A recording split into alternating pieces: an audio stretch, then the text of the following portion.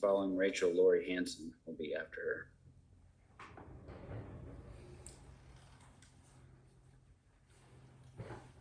Good afternoon, Rachel.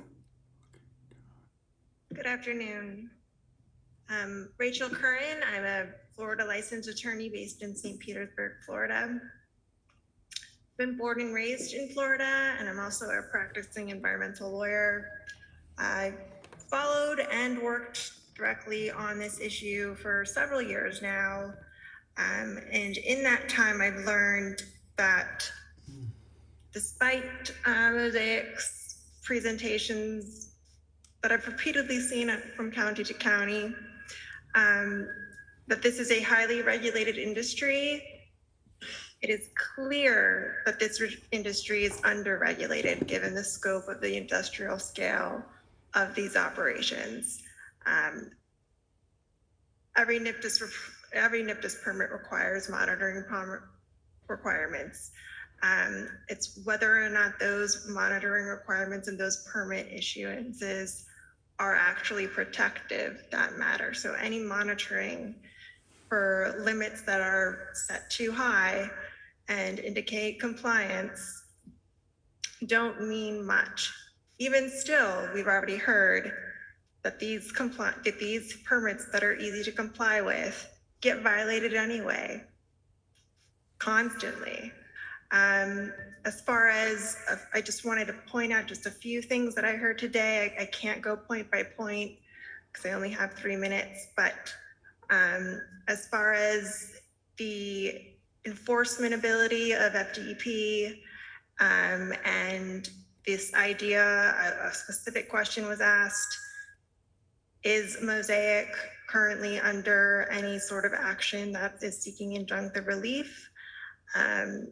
That answer was no. And then followed up with, has Mosaic been a past subject to such an action? And you were given the answer that yes, once in 2008 for the Fort Meade mine. That was quickly resolved. Mosaic was subject to a RCRA enforcement action, which was the largest RCRA investigation and settlement in all of RCRA's history. That's a $2 billion settlement resulting from significant violations of the Resource Conservation and Recovery Act, which monitors hazardous waste and solid waste. Been commingling their wastes at their processing facilities.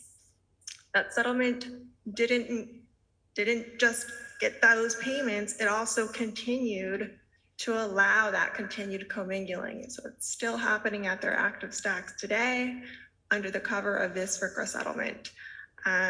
So for that kind of omission to be left out in a direct question like that should really cause some concern. That's only some of the omissions. Again, when we're talking about permits that are being complied with, compliance with a permit that has effluent limitations that are set way too high and then are thus way too easy to comply with, those monitoring requirements are meaningless, whether they're complied with or not. There are clearly water quality impacts that have been occurring, and that's something that you should definitely consider. And as you consider those, it has to go beyond the mine. This is a vertically integrated industry. We are talking about upstream and downstream impacts. This kind of project is unique in that way, but those upstream impacts are significant, including the fact that we don't know where the ore being mined in Desoto County is going to be processed. We don't know which communities approving this mine is going to directly impact in the form of an expanded phosphogypsum stack.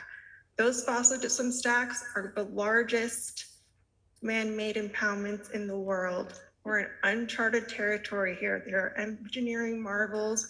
We've never seen anything like that. The industry is acknowledged. They do not know. They misjudged the cost of managing those stacks, which means they misjudged the amount of financial assurances they provided based on that Thank you, miscalculation. Rachel. I wanted to ask you to clarify one thing for me. Could you tell me that, spell out that acronym that you mentioned a couple times so we can do a little. Oh, I'm sorry, the didn't- Resource Conservation and Recovery Act. Okay, thank you. Yes, so that is, and that is the statute that is in charge of regulating solid and hazardous waste. Thank you. And primarily you've seen Mosaic talk about its Clean Water Act and NIPDIS permit violations. Reality, these are not just simple wastewater discharges. We're talking about mountains of waste that are federally exempt from hazardous waste regulations by an industry-sponsored loophole. They meet all the characteristics of hazardous waste federally and are not being regulated as such.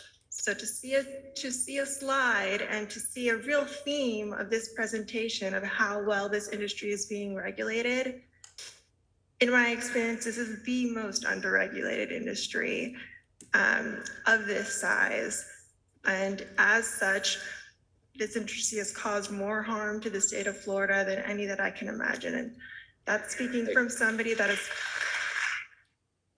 has followed and worked on this industry for several years now. Thank you, Rachel. I really am doing my best not to cut you off, but we're running into somebody else's time. Thank you.